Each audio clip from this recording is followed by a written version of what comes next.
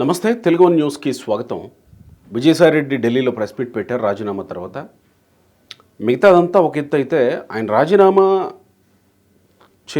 చేసిన తర్వాత రాజీనామా నేను చేశాను, నా ప్లేస్లో వైసీపీకి అవకాశం లేదు, వాళ్ళు ఎందుకంటే 11 మంది ఎమ్మెల్యేలు మాత్రమే ఉన్నారు, ఖచ్చితంగా నేను రాజీనామా చేస్తే అది కూటమికే ఉపయోగపడుతుంది. కూటమిలో బీజేపీ నుంచి కానీ, టీడీపీ నుంచి కానీ, జనసేన నుంచి కానీ ఎవరినైనా రాజ్యసభకి పంపించుకోవచ్చు. నేను రాజీనామా చేయడం వల్ల ఏర్పడిన ఈ గ్యాప్ కూటమి వల్లనే ఫిల్ అయ్యే అవకాశం ఉంది. నా స్థానంలో నాకంటే తెలివి కలిగిన, నాకంటే మేలైన వ్యక్తిని నియమించుకోవడానికి కూటమికి అవకాశం ఉంది అనే పదే పదే 2-3 సార్లు ప్రస్తావించారు. ఆ ప్రస్తావనని కొంచెం వెనక్కి వెళ్ళి చూస్తే గత కొన్ని రోజులుగా వినిపిస్తున్న మాటలు ఏమన్నా నిజం కాబోతున్నాయా, అటువైపుగా ఏమన్నా డ్రైవ్ చేయబడుతున్నాయా ఆంధ్రప్రదేశ్ రాజకీయాలనే అనుమానాలు కూడా వస్తూ ఉన్నాయి. ఒకటిది చిరంజీవి మాజీ కేంద్ర మంత్రి, ఆయనకి ఏమన్నా రాజ్యసభ బీజేపీ ఇవ్వబోతుందా. రెండోది, ఒక నేషనల్ మీడియా కూడా చంద్రబాబు నాయుడు గారిని అడిగారు, ఆయన సెంట్రల్ క్యాబినెట్లోకి తీసుకుంటారేమోనని ఒక ప్రశ్న అడిగారు. దానికి ఆయన చాలా క్లియర్గా సమాధానం ఇచ్చేశారు. సో విజయసాయిరెడ్డి ఎందుకు దీన్ని 2-3 సార్లు ప్రస్తావించారు, నాకంటే విజ్ఞత కలిగిన, నాకంటే తెలివైన వ్యక్తిని, నాకంటే మేలైన వ్యక్తిని తీసుకోవచ్చు, కూటమి నుంచే నేను రాజీనామా చేస్తుండగా ఏర్పడిన గ్యాప్లో అని కొంచెం లోపలికి వెళ్ళి చూసే ప్రయత్నం చేద్దాం. సూర్య గారు ప్రముఖ రాజకీయ పరిశీలకులు ఉన్నారు మనతో. నమస్కారం సూర్య గారు. ఏమనిపించింది మీకు విజయసాయిరెడ్డి పదే పదే ఆ విషయాన్ని ప్రస్తావిస్తున్నప్పుడు? ఇప్పుడు అతను మాట్లాడిన దాన్ని బట్టి ఏమనిపించడం కంటే కూడా అతను అస్త్రసన్యాసం చేసేసాడు. వద్దు, ఇక నాకు అవసరం లేదనుకున్నాడు. అతను కేసులకు భయపడిపోయాడు, చేసిన పాపాలకు భయపడిపోయాడు. ఆ పాపాలన్నీ కేసుల రూపంలో వెంటాడుతున్నాయి. ఇక నిలిపై శరణాగతి కోరాడు బీజేపీ వాళ్ళని. తర్వాత ఇప్పుడు ఇంకోటి ఏంటంటే, కేంద్రంలో మనకు అందుతున్న సమాచారం, రాజ్యసభలో మొత్తం మీద 10 మంది దాకా ఇటువంటి కళంకితులు రాజ్యసభలో ఉన్నారు. ఇతర పార్టీల నుంచి, రకరకాల పార్టీల నుంచి ఈడీ కేసులు, ఐటీ కేసులు, రకరకాలుగా ఇవన్నీ ఉండాలి. వాళ్ళందరూ కూడా త్వరలోనే ఒక్కొక్కళ్ళు బయటికి రాబోతున్నారు, ఆ పార్టీల నుంచి బయటకు వచ్చేస్తారు. ఆ పరిణామ క్రమంలో ఇతను వచ్చాడు. ఇతని తర్వాత ఇప్పుడు వైసీపీ నుంచి ఇంకొక 2 రాబోతారు త్వరలో. ఇప్పుడు విజయసాయిరెడ్డి ద్వారా ఖాళీ అయిన గ్యాప్ ఫిల్ చేసే లోపు ఇంకొక 2 గట్టిగా రాబోతారు. ఇవన్నీ ఒకేసారి వస్తాయి. వచ్చినప్పుడు 100% గత కొన్ని రోజులుగా, ఒక 7 నెలలుగా మనం గమనిస్తూ ఉంటే, ప్రధానమంత్రి మోడీ గారు గన్నవరం ప్రమాణ స్వీకారానికి వచ్చినప్పుడు ఆయన సినీ నటుడు చిరంజీవి గారిని, మాజీ కేంద్ర మంత్రి, సహాయ మంత్రి చిరంజీవి గారిని ప్రత్యేకంగా స్టేజ్ మీదకి పిలిపించుకుని ఒక డిస్ప్లే చేశారు. అప్పటి నుంచే ఒక రకమైన చర్చ మొదలైంది. కొన్ని సామాజిక సమీకరణల కోసం ఆయన్ని మళ్ళీ బీజేపీలోకి చేర్చుకుని కేంద్ర మంత్రి వాళ్ళని, గవర్నర్ ఇస్తారని రకరకాలుగా ప్రచారం జరుగుతుంది. తర్వాత ఇక్కడ తెలంగాణ నుంచి కూడా ఏదన్నా చేయాలని అనుకున్నారు, కానీ తెలంగాణ ఆయన మూలాలన్నీ కూడా ఆంధ్ర మూలాలు. ఇక్కడ కనుక తెలంగాణ నుంచి కనుక ఏమైనా తీసుకోగలిగితే మళ్ళీ ఇక్కడ యాంటీ సెంటిమెంట్ రకరకాలుగా బీఆర్ఎస్ వాళ్ళు మళ్ళీ ఏదో లోకల్ నాన్ లోకల్ అనేది రెచ్చగొట్టే ప్రయత్నాలు ఉంటాయి. కాబట్టి ఏదో ఆలోచనలు ఉన్నట్టు ఉంది. ఇంకోటి ఏంటంటే, మీరు అన్నట్టు చంద్రబాబు గారు కేంద్ర క్యాబినెట్లోకి వెళ్తారు అనేది నాన్ సెన్స్.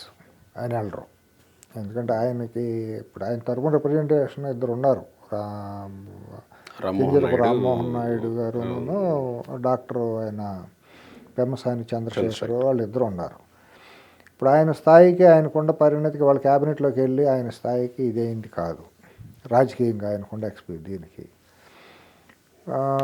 కొన్ని రోజులుగా చంద్రబాబు గారిని వేరే కేంద్ర స్థాయిలో వేరేదేదో తీసుకునే ప్రయత్నాలు బీజేపీకి ఉండే, సౌత్ ఇండియా నుంచి రిప్రజెంటేషన్ అనే మాట ఒకటి నడుస్తుంది. అది అటువంటిది కావాలంటే ఇంకా 2 ఏళ్ళు టైం పడుతుంది. ఆ 2 ఏళ్ళకి ఇప్పుడు దాని గురించి ఆలోచించే పని కాదనుకోండి. ఇప్పుడు తక్షణం అయితే ఏంటంటే తెలంగాణ ఆంధ్రాలో కొన్ని సామాజిక సమీకరణలో బీజేపీ చొచ్చుకుపోవాలంటే చిరంజీవి అనే ఒకటి ఒక తురుపు ముక్క లాంటిది వాళ్ళకి. లేదంటే ఇప్పుడు పవన్ కళ్యాణ్ గారి కుటుంబంలో వాళ్ళ బ్రదర్ నాగబాబుకి ఏదో ఇవ్వచ్చు అని లాస్ట్ టైం అనుకున్నారు. రాజ్యసభ ఆల్మోస్ట్ అయిపోయిందని అనుకున్నారు. అది అఫీషియల్గా కన్ఫర్మ్ అయింది, అయ్యింది, మళ్ళీ ఆగింది. అది రేపు మార్చిగా ఏదో ఖాళీ అయితే కొన్ని ఎమ్మెల్సీలు రాజ్యసభ కూడా మొన్న అప్పుడు రాజ్యసభ పంపాలని అనుకున్నారు కదా. రాజ్యసభ పంపి కేంద్రంలో కేంద్ర ఉప సహాయ మంత్రి కానీ ఏదైనా ఇస్తారా అని అనుకున్నారు. అది అవ్వలేదు కాబట్టి రాష్ట్రంలో మంత్రి పదవి ఇస్తారని చెప్పి అట్ట పక్కన పెట్టారు. ఇప్పుడు అనుకోకుండా ఇది అందొచ్చిన అవకాశం. ఇప్పుడు ప్రస్తుతానికి ఒకటే మాట్లాడుకుంటే, ఇప్పుడు అయోధ్య రామిరెడ్డి నేను రిజైన్ చేయట్లేదని చెప్పి ఏదో ప్రెస్ మీట్ పెట్టబోతున్నాడని వింటున్నాం. అయినా కూడా అయోధ్య రామిరెడ్డి ప్రెస్ మీట్ పెట్టినా ఇంకెవరు పెట్టినా రామన్నా కూడా 100% రాబోయే కాలంలో వైసీపీ ఖాళీ అవ్వడం ఖాయం. వైసీపీ రాజ్యసభలో మ్యాక్సిమం అందరూ బయటకు వచ్చేయడం ఖాయం. ఆ గ్యాపుల్లో రకరకాలుగా తలో పార్టీ వస్తుంది. 3 పార్టీలు ఉంటే తల ఒకటి వస్తుంది పంచుకోగలిగితే.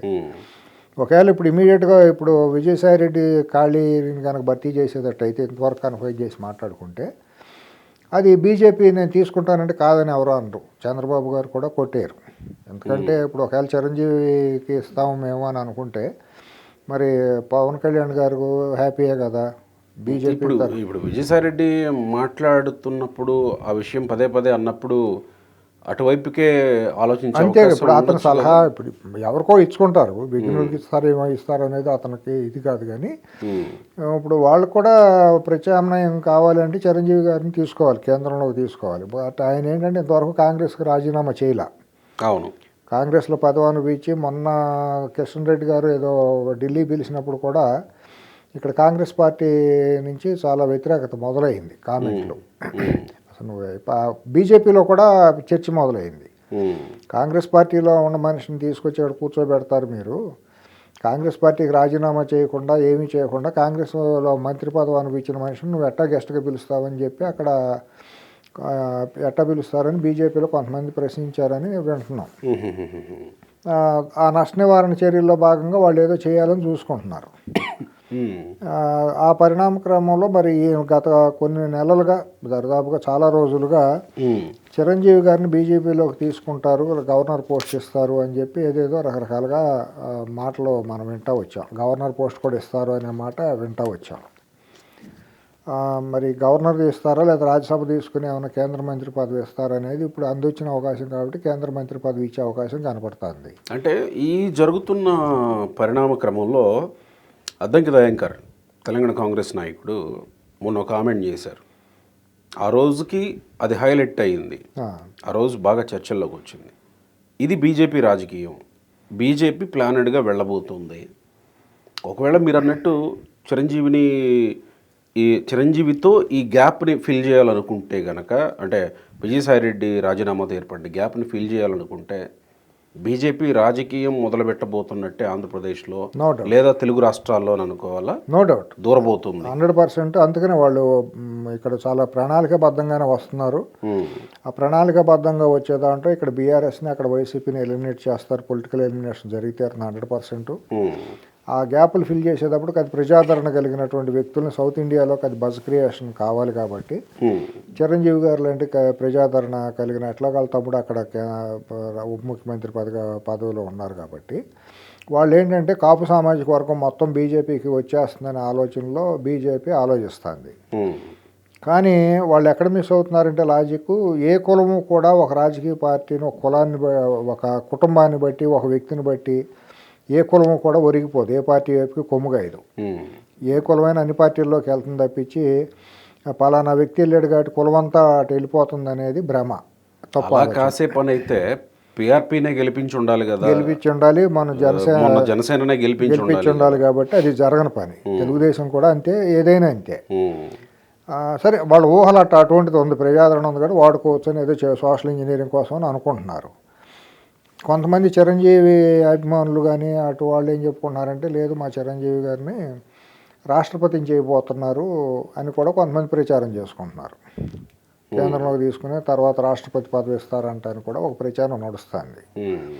సరే ఎవరికాళ్ళు ప్రతి ఒక్కళ్ళు అది ఆశించడం తప్పేం లేదు.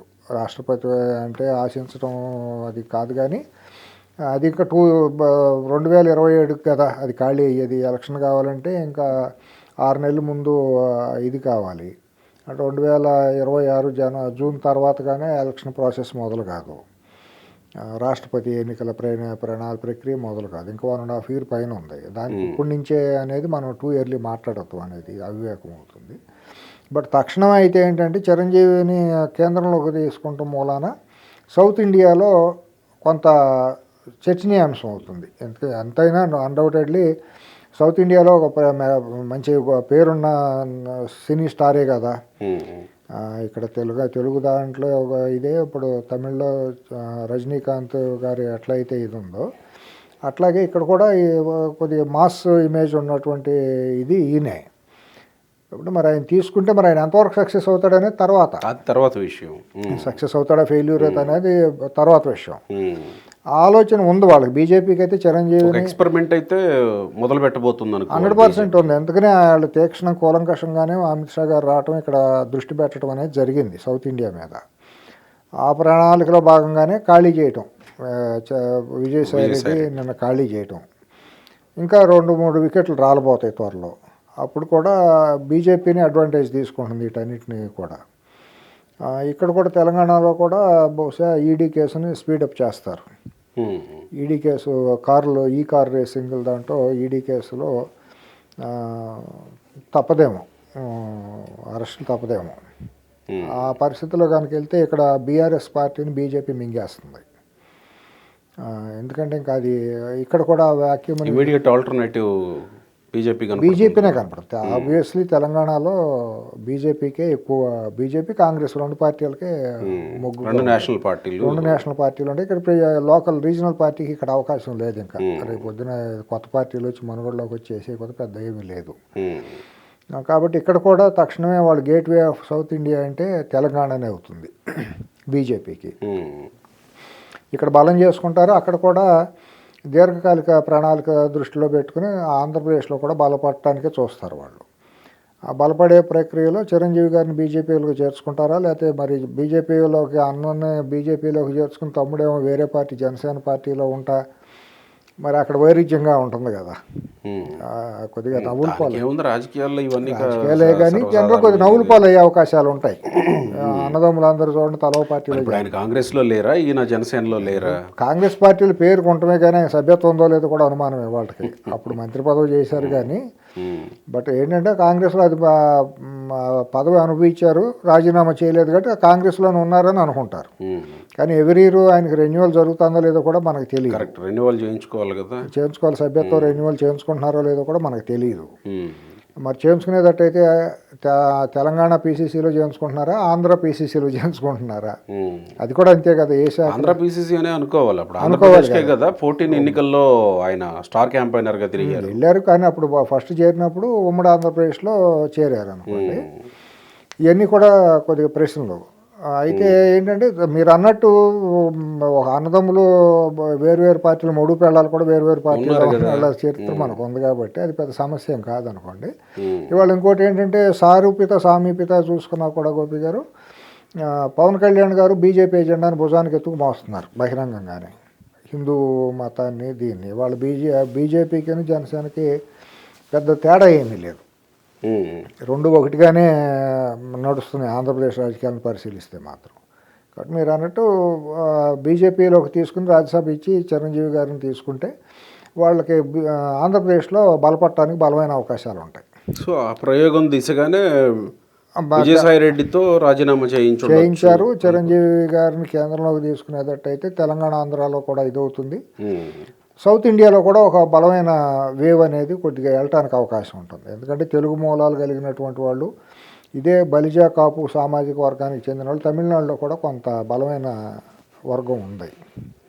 వాళ్ళకు ఒక పాజిటివ్ అంటే ఈయన ఇన్ఫ్లుయెన్స్ చేసి ఈయన చూసి వాళ్ళు రారు. కాకపోతే మెసేజ్ వెళ్తుంది. ప్రజాదరణ కలిగిన వ్యక్తి బీజేపీలోకి వెళ్ళాడు అని అనగానే ఈ 3 రాష్ట్రాల్లో తెలంగాణ, ఆంధ్ర, తమిళనాడు 3 రాష్ట్రాల్లోనూ ఒక బలమైన బీజేపీకి ఒక బలం వచ్చిందన్న ఫీలింగ్ వస్తుంది. సో మీరు అన్నట్టు తెలంగాణలోనూ 2 జాతీయ పార్టీలే ఉంటాయి, అక్కడ ఆంధ్రప్రదేశ్లోనూ 2 జాతీయ పార్టీలు. తెలుగుదేశమే ఉంటుంది కదా, తెలుగుదేశం జాతీయ పార్టీ. ఉంటుంది మీరు అంటున్నది. గతంలో ఒక వీడియోలో మాట్లాడుతూ వైసీపీకి కాంగ్రెస్తో విలీనం కాక తప్పని పరిస్థితి, 2 సారూప్యత ఉన్నటువంటి పార్టీలే అటువంటిది కదా. డిఎన్ఏ రెండు పార్టీలు డిఎన్ఏ, కాంగ్రెస్ డిఎన్ఏ. వైసీపీలో ఇప్పుడు అక్కడ క్రిస్టియన్స్ బేసిక్గా ఫండమెంటల్గా మాట్లాడుకుంటే దళిత వర్గాల్లోంచి క్రిస్టియన్గా మతం మారినాళ్ళు, తర్వాత ముస్లిమ్స్ మైనారిటీస్, వీళ్ళందరూ కాంగ్రెస్లో నుంచే కదా ఇటు వచ్చింది. అవునవునవును. వాళ్ళందరూ బీజేపీలోకి రాలేరు కదా. ఇప్పుడు వైసీపీలో వాళ్ళందరూ బ్యాక్ టు పెవిలియన్ వెళ్ళాలి, పార్టీ మనుగడ లేదు అనుకున్నప్పుడు వాళ్ళు కాంగ్రెస్ వైపుకే వెళ్తారు. కొద్దిగా గొప్ప ఉన్నవాళ్ళు, యాంటీ తెలుగుదేశంలో ఉన్నవాళ్ళు కొద్దిగా మంది ఉంటారు దాంట్లో. గట్టిగా మనం ప్రాక్టికల్గా మాట్లాడుకుంటాం. వాళ్ళు వచ్చినప్పుడు శత్రువు ఇది అన్నప్పుడు వాళ్ళు వెళ్ళాలి అనుకున్నప్పుడు ఇంక బీజేపీ ప్రత్యామ్నాయం కదా అనేది కొంతమంది నాయకులకి ఏంటంటే బీజేపీలోకి వస్తే సేఫ్లో ఉంటాం కదా మనం కూడా, కేసులు అవన్నీ లేకుండాను, గతంలో చేసిన తప్పులు పాపాలు ఏమైనా ఉంటే వాటిని తప్పించుకోవాలంటే బీజేపీలోకి వచ్చేయచ్చు కదా అనేది కొంత ఉంటుంది. ఓవరాల్గా బీజేపీ బలపడటానికి అవకాశం ఉంటుంది అక్కడ. కాబట్టి చిరంజీవి గారిని తీసుకుంటారనే దాంట్లో బలంగానే మనకి అంచనాలకు అందుతాను. చిరంజీవి గారికి అవకాశాలు ఎక్కువ కనపడుతున్నాయి. కేంద్రంలోకి తీసుకుని మంత్రి పదవి తీసుకుంటంలో ఎటువంటి అడ్డంకులు ఉండకపోవచ్చు. కానీ రాష్ట్రపతి అనేది ఇప్పుడే 2 ఇయర్లీ. చంద్రబాబు గారిని కేంద్రంలోకి తీసుకుంటాం అనేది ఈయన ఒప్పుకోకపోవచ్చు. అదే అన్నారుగా మీడియాతోటి కూడా, ఆయన ఆల్రెడీ మా పార్టీ నుంచి ఉన్నారు చేస్తున్న వాళ్ళు, అలాంటి ఇది వస్తుందని అనుకోవట్లేదు. ఒకవేళ ఇంకా 2 ఇయర్స్ తర్వాత రాష్ట్రపతి ఇవ్వాలి అని అన్నప్పుడు 2 వరుస దీంట్లో నార్త్ ఇండియాకే వెళ్ళినాయి. ఇప్పుడు ముర్ము గారు అంత మునుపు రామ్నాథ్ కోవింద్ గారు కూడా ఇద్దరు కూడా నార్త్ ఇండియాకి సంబంధించి. ఒరిజినల్గా మనం ట్రెడిషనల్గా చూస్తే ఒకసారి సౌత్ ఇండియా, ఒకసారి నార్త్ ఇండియా కింద మనం చూస్తున్నాం రాష్ట్రపతి అభ్యర్థిగా. అది క్రమం తప్పింది కాబట్టి ఈ తఫా వచ్చేటప్పుడు కొద్దిగా ఈయన్ని ఆ రకంగా రాష్ట్రపతిని చేసి గౌరవించి పక్కన పెట్టి అక్కడ ఆంధ్రప్రదేశ్ రాజకీయాల్లో కొద్దిగా కీలకంగా మారదామనే ఆలోచన బీజేపీకి ఆర్ఎస్ఎస్కి ఉండొచ్చు. ఉంటే అది 2027 నాటికి 26 మిడ్ ఆఫ్ ది 2026 నాటికి అది మార్పు రావచ్చు. ఈలోపు ఆ పార్టీ బలపడటానికి చిరంజీవి గారికి ఇవ్వటం అనేది మంచి పద్ధతిగానే ఉంటుంది. Right, thank you.